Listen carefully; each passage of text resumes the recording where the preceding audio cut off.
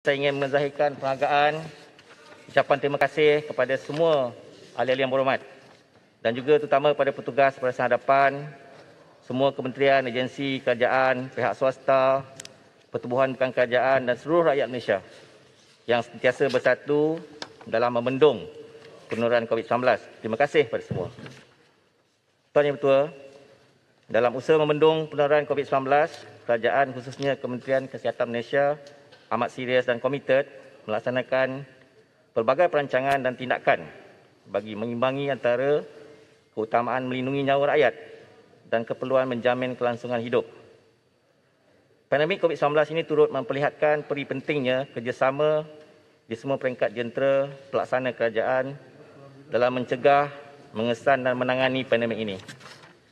Setelah lebih setahun pandemik COVID-19 melanda seluruh dunia, sebanyak 194.2 juta kes COVID-19 dengan 4.2 juta kematian direkodkan sehingga kini. Manakala sehingga 26 Julai iaitu semalam, Malaysia telah merekodkan keseluruhan sebanyak 1,227,954 kes positif dan 8,201 kes kematian. Selain daripada itu, jumlah kumulatif sembuh pula direkodkan adalah sebanyak 83.1% iaitu 853,913. Semenjak kes pertama COVID-19 dikesan di Malaysia pada 25 Januari 2020, Malaysia telah menghadapi 3 gelombang jangkitan COVID-19. Gelombang pertama 25 Januari 2020 hinggalah 15 Februari 2020 hanya mencatatkan 22 kes COVID-19 dan tiada kematian. Seterusnya pada gelombang kedua iaitu 27 Februari 2020 hinggalah 19 September 2020 terdapat sebanyak 10,145 kes COVID-19 dengan 130 kes kematian. Pada masa ini negara sedang berdepan dengan gelombang ketiga COVID-19 yang lebih mencabar, lebih-lebih lagi dengan kemunculan beberapa varian baru yang agresif sekaligus meningkatkan kadar keberjangkitan virus COVID-19. Peningkatan jangkitan dalam gelombang ketiga adalah melalui kes sporadik yang tiada kaitan dengan kes kluster. Gelombang ketiga yang bermula pada 20 September 2020 dan masih berterusan hingga sekarang, iaitu pada tarikh 29 hari bulan 7 2021 merekodkan sebanyak 1,017,787 kes positif dan 7,864 kes kematian. Walaupun bilangan kes positif COVID-19 adalah agak tinggi, namun bilangan kes serius yang tergolong dalam kategori 3, 4 dan 5 berdasarkan keadaan klinikal kes semasa baru didiagnosis ataupun didiagnosa adalah kecil berbanding dengan jumlah keseluruhan kes. Sebagai contoh, semalam 26 Julai, jumlah kes harian adalah 14,516 kes, yang mana kes kategori 3, 4 dan 5 sekitar 2.5%. Sehingga 26 Julai 2021, jumlah kumulatif kes yang telah dijalankan penjujukan genom oleh Institut Pendidikan Perubatan dan beberapa agensi adalah sebanyak 1,668. Pecahannya, KKM 707, MOSPI 115, KPT 846, iaitu merangkumi 0.17%, iaitu 0.17% daripada semua kes positif. Daripada jumlah ini, bilangan variant of concern ataupun VOC, Severe Acute Respiratory Syndrome, Coronavirus 2 adalah 409 kes dan dapati bahawa kes yang melibatkan VOC semakin meningkat sejak Mei 2021. Perkembangan ini adalah sejajar dengan situasi di negara lain di mana VOC seperti varian Delta mempunyai kadar kebolehjangkitan yang lebih tinggi. Untuk meningkatkan lagi kapasiti penjujukan genom, satu konsortium yang melibatkan 3 kementerian iaitu KKM, Kementerian Sains, Teknologi dan Inovasi, Kementerian Pendidikan Tinggi telah ditubuhkan. Konsortium ini melibatkan beberapa institusi dan universiti telah menerima peruntukan sebanyak 3 juta ringgit untuk menjalankan penjujukan genom SARS-CoV-2 sebanyak 3,000 sampel dalam masa 3 bulan bermula Ogos ini 2021 supaya bilangan sampel yang dijalankan penjujukan genom melebihi 1% daripada semua kes positif. Sebagai perbandingan, kapasiti penjujukan genom di beberapa negara ASEAN adalah berikut. Singapura 6%, Thailand 0.43%, Vietnam 0.3%, Indonesia 0.11%, Cambodia 0.82%. Antara kriteria yang digunakan untuk pemilihan sampel termasuk sampel yang mempunyai kitaran ambang ataupun cycle threshold value kurang daripada 25. Sampel daripada kluster positivity tinggi, kes kematian ataupun birth index atau kes ICU. Tuan Ibu Ketua, varian baru yang wujud daripada virus SARS-CoV-2 kerap bermutasi bagi memastikan kelangsungan hidupnya dalam persekitaran bersama manusia. VOC amat membimbangkan yang mana boleh menyebabkan berlakunya penularan jangkitan yang pantas, jangkitan dengan gejala dan komplikasi yang teruk. Walau bagaimanapun, pemberian vaksin akan dapat mengurangkan kesan teruk jangkitan COVID-19 termasuk kematian. Tindakan menangani pandemik COVID-19. Bagi menangani pandemik COVID-19, kerajaan sentiasa mengambil pendekatan menyeluruh konsep whole of government and whole of society bagi melindungi nyawa dan memastikan kelangsungan hidup rakyat serta memulih ekonomi negara. Mengambil kira situasi pandemik COVID-19 global dan dalam negara yang masih meningkat, kerajaan telah mengambil pelbagai tindakan dalam memastikan rakyat Malaysia sentiasa dilindungi daripada risiko jangkitan dan seterusnya mencegah penularan COVID-19. Antara tindakan yang diambil adalah 20 perkara yang saya akan edarkan. KKM telah menggariskan 5 strategi kesihatan awam bagi menangani COVID-19 sepanjang Perintah Pergerakan ataupun PKP Fasa 2.0. Strategi tersebut yang digariskan adalah memutuskan rantaian transmisi, mengurangkan mobiliti dan kematian, perkukuhkan diagnostik dan surveillance, mencapai imuniti kelompok dan meningkatkan kesedaran serta pemberdayaan norma baru. Manakala terdapat 10 strategi kerajaan pelbagai agensi dalam menghadapi pandemik COVID-19 termasuklah pengurusan sektor ekonomi dalam fasa PKP 2.0. Strategi yang telah digariskan ialah tindakan perundangan melalui ordinan darurat, pengurusan tempat kerja, tempat tinggal pekerja, pematuhan SOP di tempat kerja, pemantauan pematuhan menyeluruh, melaksanakan program saringan secara agresif, skuad anti-basmi COVID-19, membebaskan sukarelawan, penempatan sementara sektor awam, program imunisasi COVID-19 kebangsaan, penggunaan teknologi dan naziran pelaksanaan tindakan.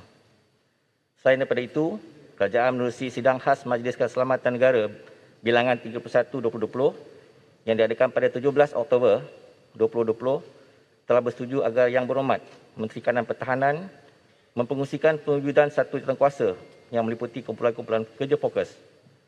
Dalam hal ini, KKM diberi tanggungjawab untuk merajui kumpulan kerja satu, iaitu sekuriti kesihatan, bagi memastikan Malaysia mengurangkan risiko ancaman dan pulih daripada pandemik melalui tindakan bersepadu di peringkat antarabangsa, peringkat nasional, negeri, daerah dan lapangan, melalui perancangan yang strategik dan tindakan menyeluruh melibatkan semua pihak dari sektor kerajaan, swasta, NGO dan setiap individu. Pelan tindakan kumpulan kerja satu, sekuriti kesihatan mengandungi 8 strategi, 35 program dan 141 inisiatif. Tuan Yang Ketua, KKM sentiasa berusaha untuk meningkatkan kapasiti ujian bagi pengesanan COVID-19, iaitu melalui kerjasama berterusan dengan pelbagai agensi kerajaan dan pihak swasta. Sehingga 26 Julai semalam 2021, terdapat 51 makmal kerajaan di bawah KKM, KPT, Kementerian Pertahanan dan MOSTI dan 43 makmal swasta mempunyai kapasiti untuk menjalankan ujian RT-PCR SARS-CoV-2 di seluruh negara dengan kapasiti ujian sebanyak 122,603 ujian sehari. Berbanding dengan kapasiti ujian RT-PCR pada bulan Mac 2020 yang hanya 6,210 ujian sehari, iaitu peningkatan sebanyak 1,874%. Berdasarkan peningkatan keupayaan ini, kapasiti ujian di setiap negeri telah ditingkatkan. Sebagai contoh, di negeri Selangor, bilangan ujian RT-PCR yang telah dijalankan pada tahun 2020 ada sebanyak 840,165 dan jumlah ini meningkat kepada 2.43 juta dalam tempoh 6 bulan pertama tahun 2021. Malaysia adalah antara negara pertama yang menggunakan kaedah ujian RT antigen SARS-CoV-2 untuk pengesanan COVID-19 di fasiliti kesihatan dan lapangan. Ujian RT antigen di Malaysia bermula pada Mei 2020. Sehingga semalam 26 Julai, ujian RT antigen SARS-CoV-2 yang telah dijalankan di fasiliti kesihatan kerajaan dan swasta adalah sebanyak 8,114,769. Selain itu, bagi memperkukuh surveillance COVID-19, terdapat 35 jenis saringan yang dijalankan termasuklah surveillance influenza-like illness dan surveillance severe acute respiratory illness dalam mengesan awal kes dan kontak rapat bagi membendung penularan COVID-19. Pendekatan kesihatan awam, Tuan Yang Di-Pertua. Dalam pengurusan pandemik ini, KKM telah menggunakan pendekatan kesihatan awam iaitu public health measure bagi melaksanakan tindakan afirmatif. Pendekatan kesihatan awam ini melibatkan kesiapsiagaan dan respon terhadap sebarang jenis kejadian kecemasan kesihatan awam, termasuklah pengurusan pandemik COVID-19. Sebagai langkah kesiapsiagaan menghadapi sebarang pandemik, Malaysia telah mengadakan WHO Joint External Evaluation ataupun JEE dan menjemput seramai 11 pakar yang dipilih oleh pihak WHO untuk menilai pelaksanaan International Health Regulation 2005 di Malaysia, meliputi 19 bidang teknikal yang merangkumi keseluruhan 49 indikator pada 21 Oktober hinggalah 25 Oktober 2019. Pihak penilai juga telah membuat lawatan ke beberapa fasiliti yang terpilih daripada pelbagai kementerian dan agensi. Hasil penilaian tersebut adalah berikut. Malaysia mempunyai sistem keselamatan kesihatan bermatlamat jangka panjang melalui pembangunan dan pelaksanaan Plan Malaysia Strategy for Emerging Disease and Public Health Emergencies Work Plan Mindset 2 dan rangka kerja berkaitan. Kedua, Malaysia mempunyai mekanisme yang baik dalam penyelesaian arahan serta kawalan kesiapsiagaan kecemasan kesihatan awam yang melibatkan pelbagai kementerian dan agensi berpandukan arahan nombor 20 Majlis Keselamatan Negara yang diselia oleh Agensi Pengurusan Bencana Kebangsaan atau NADMA. CPRC ataupun Crisis Preparedness and Response Center KKM pula bertindak sebagai pusat bagi merancang aktiviti kesiapsiagaan, pengumpulan maklumat serta penyelesaian respon sektor kesihatan. Ketiga, kerjasama melibatkan pelbagai kementerian dan agensi terhadap ancaman keselamatan kesihatan adalah di tahap yang baik, di mana semua kementerian dan agensi terlibat dalam melaksanakan Plan Strategik Mindset 2 2017-2021. Dalam pengurusan pandemik ini secara sistematik dan seragam, garis panduan pengurusan COVID-19 telah dikeluarkan oleh KKM pada 17 Januari 2020. Garis panduan ini merangkumi aspek pengurusan klinikal, pengujian makmal, surveillance, pencegahan dan kawalan penyakit ataupun pencegahan dan kawalan jangkitan, aktiviti di pintu masuk antarabangsa, aktiviti pengurusan kes kontak di lapangan dan pelaksanaan pemberian vaksin. Garis panduan ini telah dikemas kini sebanyak 6 kali hingga terakhir berdasarkan perkembangan di dalam dan luar negara supaya kekal relevan. KKM telah mewujudkan prosedur operating standard ataupun SOP kuarantin wajib ke atas pengembara yang tiba di Malaysia bagi menghalang penularan jangkitan ke dalam komuniti daripada individu yang dijangkiti bertujuan melindungi populasi dalam negara. SOP ini diperketat melalui berikutan terdapat banyak negara di seluruh dunia telah melaporkan penularan BOC dalam komuniti. Manakala bagi pengawalan penularan COVID-19 dalam negara, mana-mana individu yang bergejala perlu melakukan ujian saringan COVID-19. Bagi individu yang positif, mereka akan dihubungi oleh pejabat kesihatan daerah atau diminta terus ke COVID-19 Assessment Center ataupun CAC yang berdekatan untuk tindakan lanjut. Terkini, KKM telah melaksanakan virtual CAC ataupun virtual COVID-19 Assessment Center untuk Greater Klang Valley yang meliputi kawasan-kawasan di Selangor, Kuala Lumpur, Putrajaya, Seremban, Negeri Sembilan. Manakala, kontak rapat yang dikesan akan dikuarantin bertujuan untuk menghadkan pergerakan mereka dan menjalankan pengawasan dan pemerhatian dalam tempoh inkubasi COVID-19 untuk mengelakkan penularan jangkitan dalam komuniti.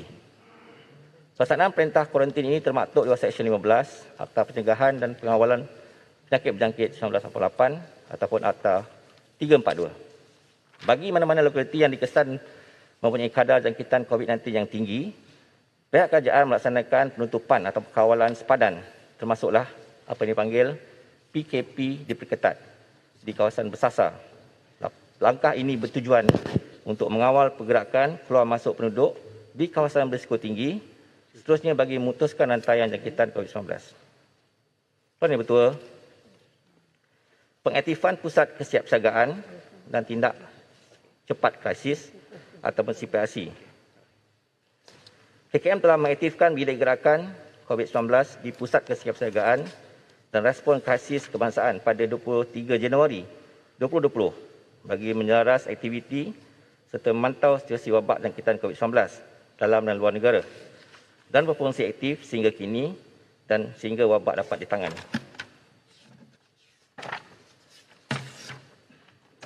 KKM telah menubuhkan sebanyak 180 buah CAC di seluruh negara bagi mengendalikan penilaian ke atas individu yang telah dikesan positif selepas menjalani ujian saringan COVID-19 untuk bertujuan untuk pertama, mengenal pasti tahap keterukan ataupun severity pesakit mengikut kategori 1 hingga 5 bagi tujuan rawatan susulan bagi mereka. Kedua, mengenal pasti pesakit COVID-19 dalam kategori 1 dan 2 yang sesuai untuk menjalani pengasingan ataupun kuarantin di rumah dipanggil HSO selama 10 hari. Dan ketiga, merujuk pesakit yang tidak memenuhi kriteria HSO ke PKRC atau Pusat Kuarantin Berisiko Rendah atau ke hospital. Secara puratanya, kedatangan pesakit ke setiap CAC Lembah Kelang adalah antara 700 hingga 3,000 pesakit sehari. Manakala purata kedatangan pesakit di setiap CAC di negeri lain adalah seramai 100 hingga 500 pesakit sehari. KKM sentiasa berusaha menambah baik penyampaian perkhidmatan di CAC bagi menampung jumlah pesakit yang semakin meningkat melalui 1. Mobilisasi petugas kesihatan dari negeri lain ke CAC Lembah Kelang yang mempunyai pesakit COVID-19 yang tinggi. Kedua, pelantikan pengamal perubatan swasta iaitu private practice di bawah Seksyen 6 Ordinan Darurat Kuasa Kuasa Perlu 21 bagi membantu mantau dan memakaikan gelang tangan pengawasan pada pesakit COVID-19. 3. Penglibatan sukarelawan dari pelbagai agensi kerajaan. Keempat, mewujudkan call center berpusat untuk mengendalikan panggilan telefon berkenaan dengan COVID-19. Dan kelima, kolaborasi dengan pihak swasta mewujudkan CAC swasta atau private CAC. Tuan Yang Bertuah, bagi merawat individu yang dapati positif COVID-19, mereka perlu diasingkan dan dirawat sama ada di PKRC, hospital, bergantung pada keterukan ataupun severity pesakit. Dalam hal ini, KKM telah mewujudkan dua jenis PKRC ataupun Pusat Kuarantin Berisiko Rendah, iaitu awam dan swasta. PKRC berisiko rendah untuk merawat pesakit COVID-19 kategori 1 dan 2. PKRC bersepadu di MAIP Serdang yang diwujudkan pada 19 Januari 2021 untuk merawat pesakit kategori 1 hingga 4. Manakala pesakit kategori 5 yang memerlukan rawatan rapi dan alat bantuan pernafasan akan dimasukkan ke hospital. Tujuan pewujudan PKRC adalah untuk menambah bilangan katil, menambah kapasiti dan keupayaan dalam merawat pesakit COVID-19 serta menempatkan pesakit COVID-19 yang tidak sesuai untuk menjalani kuarantin di rumah seperti pesakit yang mempunyai comorbidity dan juga keadaan rumah yang tak sesuai bagi tujuan kuarantin. Sehingga 26 Julai, terdapat sejumlah 29,835 katil di semua 130 PKRC di seluruh negara, di semua 132 PKRC di seluruh negara, iaitu dengan penambahan sebanyak 1,468% berbanding 1,965 katil pada Mac 2020. Setakat ini, kapasiti penggunaan keseluruhan PKRC adalah 61%. Kesemua PKRC ini telah diwujudkan dengan kerjasama NADMA, Pejabat Setiausaha Kerajaan Negeri, Jabatan Pengurusan Bencana Negeri, Angkatan Pertahanan Awam, Jabatan Kebajikan Masyarakat dan pihak berkuasa tempatan. Untuk hospital COVID-19, Tuan Yang Bertuah, sehingga kini terdapat 221 buah hospital di seluruh negara yang dikhususkan bagi rawatan pesakit COVID-19, iaitu 104 daripada 146 hospital KKM, 6 hospital universiti, 112 hospital swasta dan sebuah hospital angkatan tentera. Dan sebanyak 11 hospital KKM adalah berstatus full COVID-19 dan selebihnya berstatus hybrid yang turut juga merawat pesakit bukan COVID. Jumlah katil bukan ICU, iaitu non-ICU bed, bagi kesemua 221 buah hospital di seluruh negara adalah sebanyak 15,090 katil awam dan 1,288 swasta, iaitu peningkatan sebanyak 373% berbanding 4,395 katil pada 30 Mac 2020. Jumlah katil ICU adalah sebanyak 1,405 awam dan 128 swasta, iaitu peningkatan sebanyak 485% berbanding 316 katil ICU pada 30 Mac 2020. Bagi meningkatkan kapasiti katil merawat COVID-19 di hospital awam, seperti yang nyatakan, pengubahsuaian ruang tertentu, apa yang dipanggil repurpose area, di dalam dan di luar bangunan hospital untuk dijadikan ward dan ICU sementara telah dilaksanakan, termasuk pembinaan Sultan Medan, ICU Medan, modular ICU dan penggunaan ICU di hospital swasta. Setakat ini, 3 modular ICU telah disediakan dan beroperasi di Hospital Tengku Ampuan Rahimah, Kelang, Hospital Kepala Batas, Penang dan Hospital Melaka. Bagi menampung peningkatan kes COVID-19, khususnya kategori 4 dan 5, KKM telah menambah 5 lagi modular ICU di beberapa hospital yang mempunyai kes yang tinggi, termasuklah Hospital Tengku Ampuan Rahimah sebagai tambahan, Hospital Selayang, Hospital Tengku Jaafar, Seremban, Hospital Tawau dan Hospital Sibu. Selain daripada penyediaan fasiliti, peralatan-peralatan perubatan seperti katil pesakit, katil ICU, ventilator, patient monitor dan sebagainya turut dipertingkatkan bagi memperkukuhkan keupayaan sebagai kesiapsiagaan dalam menangani pandemik COVID-19. Kerjasama strategik rentas agensi kerajaan. Seperti yang telah dinyatakan, keupayaan negara menangani pandemik ini telah dibantu melalui kerjasama strategik rentas kerajaan dengan pelbagai agensi kerajaan dan bukan kerajaan bagi memastikan setiap intervensi dan usaha yang diambil dalam menurunkan kes COVID-19 dilakukan secara lebih komprehensif. Sehubungan dengan itu, selaras dengan program strategik memperkasa rakyat dan ekonomi tambahan atau Perkasa Plus, kerajaan telah membentukkan 450 juta bagi meningkatkan kapasiti dan memperkukuhkan sistem kesihatan awam melibatkan Hospital Seliaan KKM, Hospital Pengajar KPT, Hospital Pakar Kanak-kanak UKM dan Hospital Medan ATM. Sebanyak 350 juta disediakan untuk hospital di bawah KKM, 80 juta Hospital Pengajar, 20 juta bagi Hospital Medan ATM. Sebahagian peruntukan yang disediakan kepada KKM juga turut digunakan membiayai perolehan bekalan ubat, reagen, consumable dan peralatan perubatan sebanyak 30 juta untuk HPKK UKM dan 20 juta untuk Hospital Pengajar UPM. Angkatan Tentera Malaysia di bawah Kementerian Pertahanan Malaysia turut terlibat dalam meningkatkan kapasiti perkhidmatan kesihatan dengan mewujudkan Hospital Medan di beberapa negeri yang mempunyai kes COVID-19 yang tinggi seperti di Pokok Sena, Kedah, di Penjara Kepayan Sabah, Hospital Tawau, Hospital Kelabatas, Kapit Sarawak, di Labuan, di Hospital Sultan Aminah Johor dan juga Hospital Tentera Tengku Mizan Kuala Lumpur.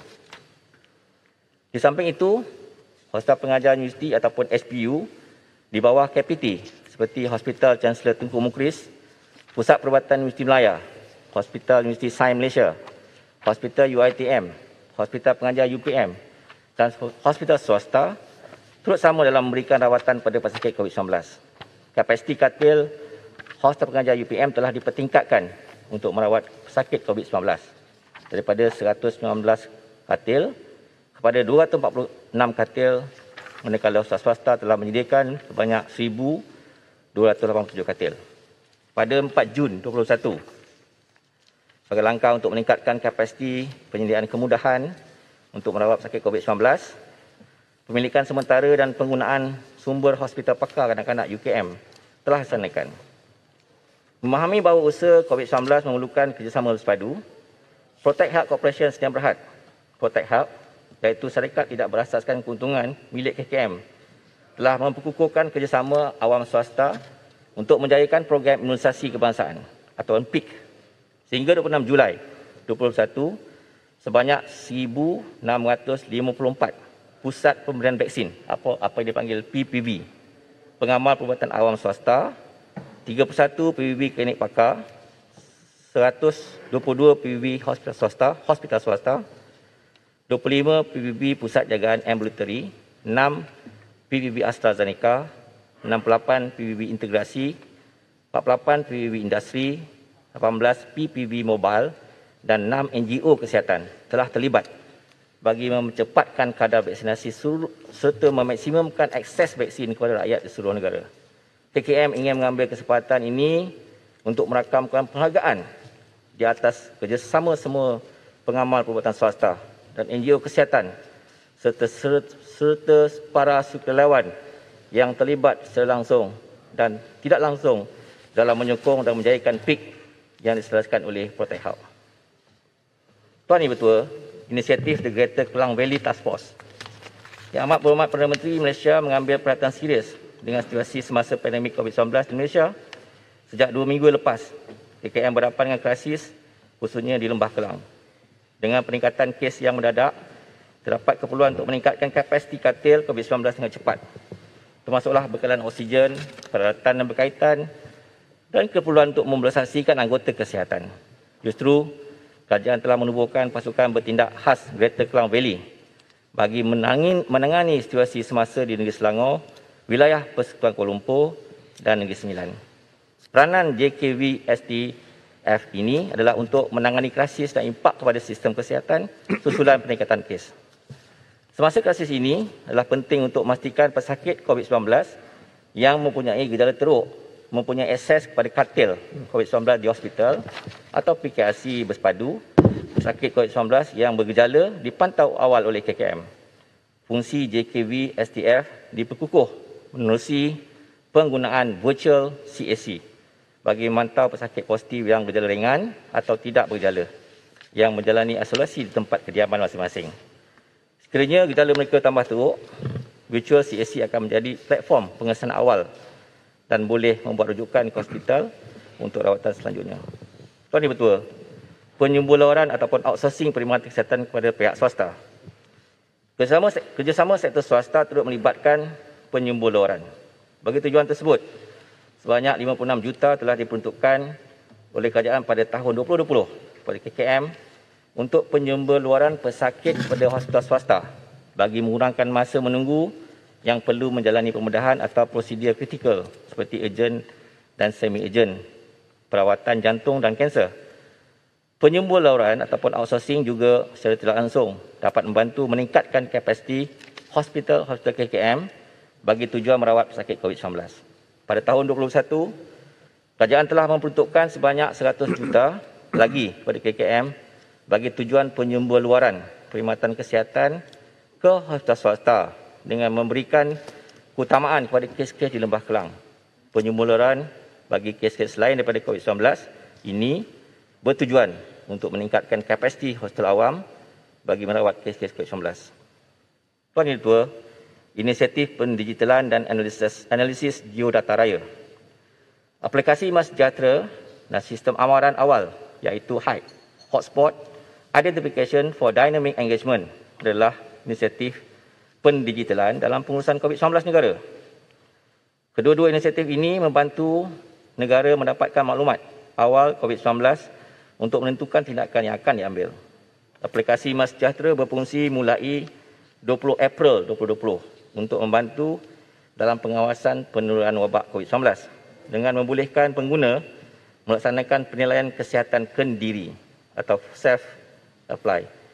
Sehingga 26 Julai 2021, iaitu semalam, MySejahtera telah berjaya mencapai 27.7 juta pengguna aktif yang berdaftar dan 2.44 juta permis perniagaan berdaftar.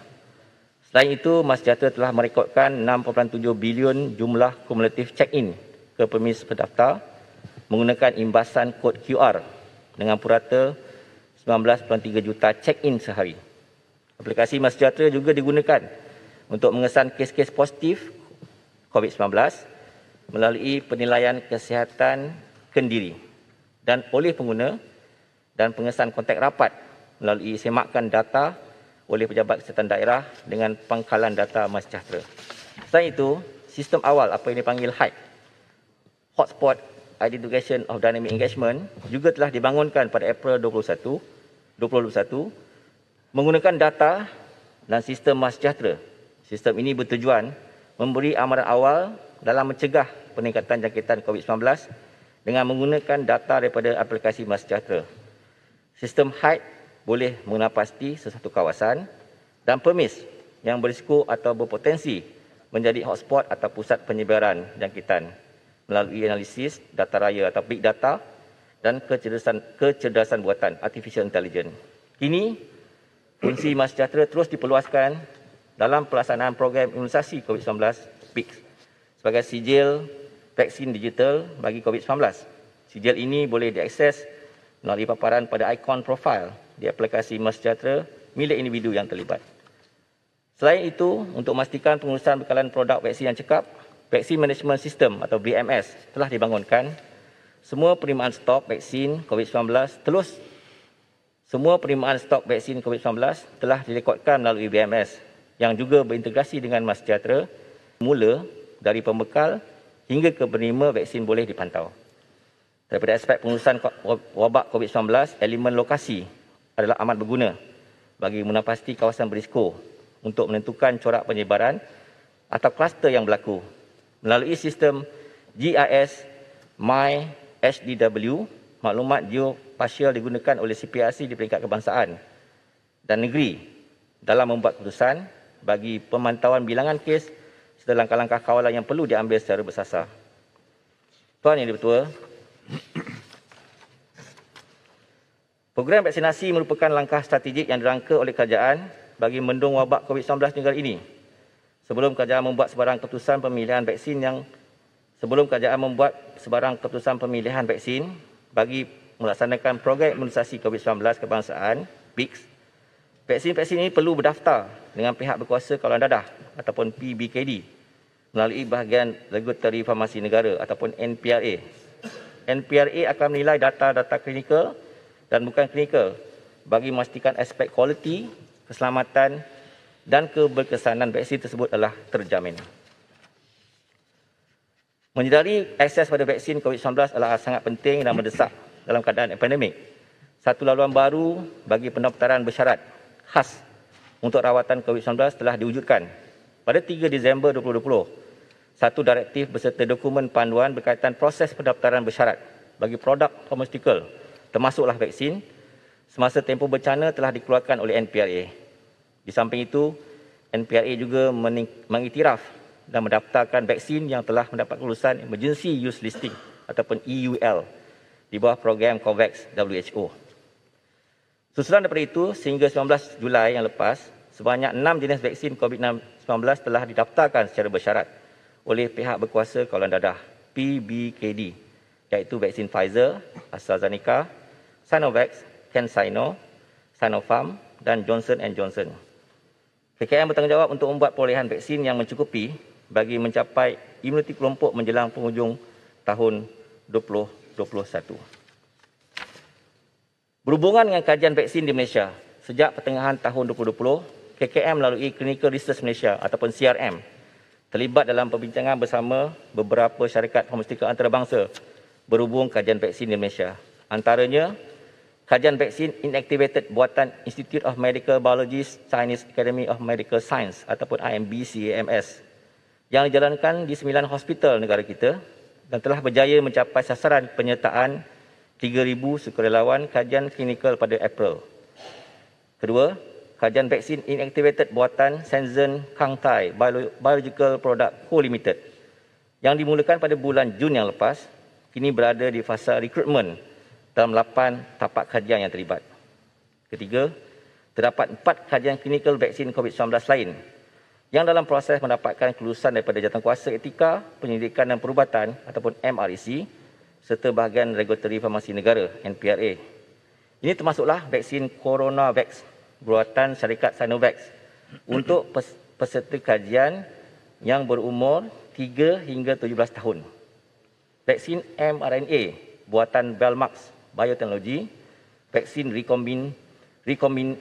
rekombinant daripada Vax Bio Farma dan vaksin subunit protein daripada Anhui Zinfei. Tuan Yang Bertua, dalam memastikan tahap kesihatan mental petugas kesihatan dan frontliners yang dimobilisasikan ke lapangan dalam keadaan terbaik, taklimat pre-deployment meliputi aspek kesihatan mental dan psikologi diberikan untuk memberi pendedahan awal berkaitan isu kesihatan mental dan penjagaan kesihatan mental kendiri. Setelah tamat tugasan, petugas akan diberikan taklimat post-deployment berserta mental health alert card dan saringan kesihatan mental akan dilakukan sekiranya perlu. KKM telah mewujudkan program perkhidmatan kesihatan mental dan sokongan psikososial ataupun Mental Health Psychosocial Support MHPSS untuk membantu petugas barisan hadapan dan masyarakat yang terkesan dari segi emosi dan psikologi melalui mobilisasi pasukan MHPSS ke lapangan. KKM turut melaksanakan latihan bantuan awal psikologi ataupun psychological first aid kepada pemberi khidmat kesihatan dan sukarelawan agensi lain bagi memperkasakan pengendalian emosi semasa pandemik. Selain itu, pelbagai sesi libat urus seperti kaunseling individu, berkumpulan serta webinar dilaksanakan dengan kerjasama pelbagai pihak dan masyarakat di mana sebanyak 68 sesi telah berjaya dilaksanakan. KKM juga telah mendapat kerjasama lebih daripada 20 NGO yang turut memberi perkhidmatan sokongan psikososial kepada masyarakat yang mengalami tekanan. Sejak 25 Januari 2020, KKM dengan kerjasama Mercy Malaysia telah mewujudkan talian bantuan sokongan psikososial yang berpusat di CPRC bagi memperluaskan bantuan sokongan psikologi melalui perkhidmatan atas talian untuk individu yang terkesan dengan COVID-19. Selain daripada itu, terdapat agensi kerajaan lain iaitu Kementerian Pembangunan Wanita, Keluarga dan Masyarakat yang mendalikan talian kasih dan JAKIM yang mendalikan talian KSK Care yang mana kedua-dua talian ini memberikan khidmat sokongan kaunseling dan terapi psikospiritual pada mereka yang mengalami tekanan.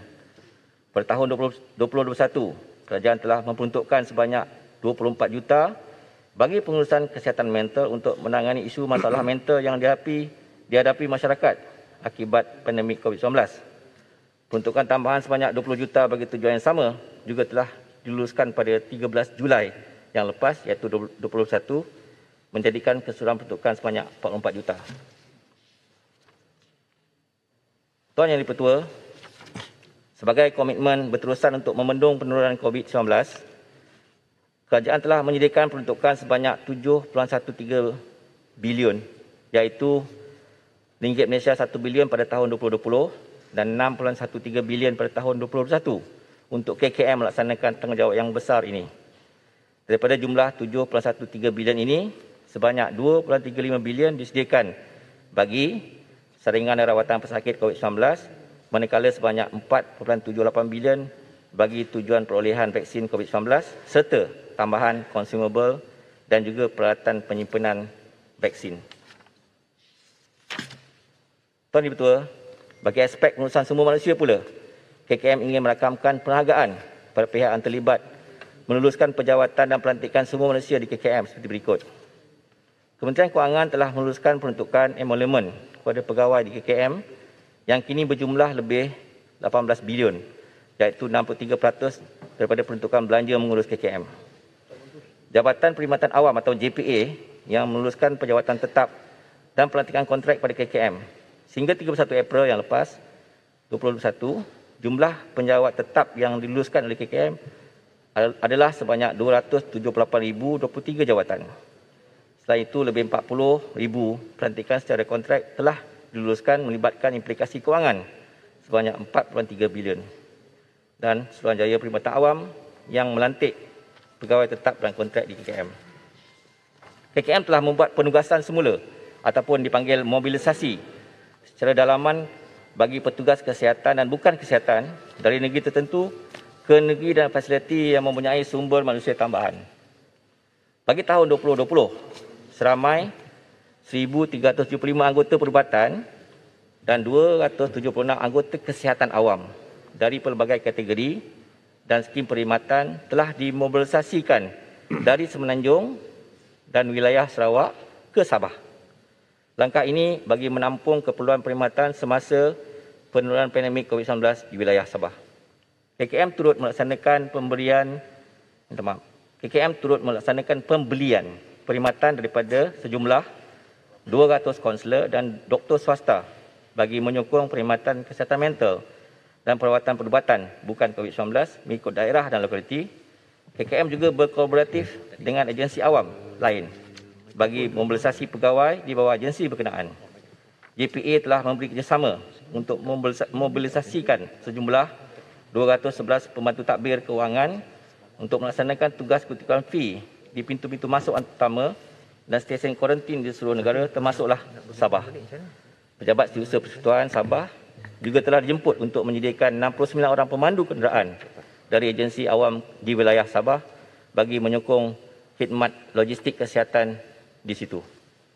Bagi tahun 2021 sehingga 20 Julai 2021, seramai 2,210 petugas dalam pelbagai kategori telah dimobilisasikan ke Kelantan, ke Sarawak, ke wilayah Persekutuan Kuala Lumpur, ke Hospital Kuala Lumpur, Negeri Selangor dan Negeri Sembilan.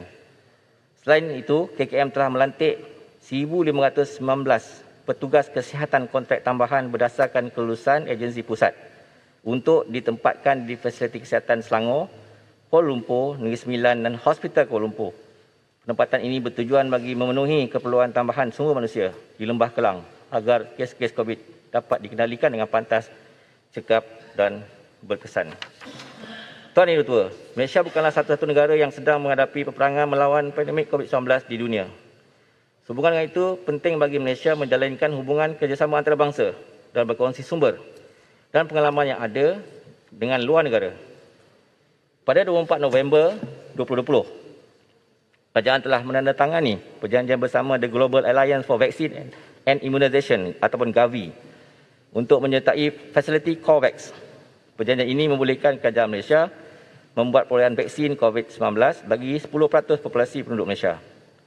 Sehingga kini kerajaan telah menerima sejumlah 828,000 dos vaksin jenis AstraZeneca dari fasiliti COVAX yang dihantar ke Malaysia secara berpasar. Selain itu, Malaysia telah diberi peluang untuk menjadi ahli WHO Executive Board bagi tempoh 3 tahun, buka kuasa Mei 2021 hinggalah Mei 2024. Penglibatan Malaysia sebagai ahli lembaga eksekutif WHO akan memberi kelebihan kepada Malaysia untuk menyumbang pada proses membuat keputusan dan dasar-dasar kesihatan di peringkat tertinggi.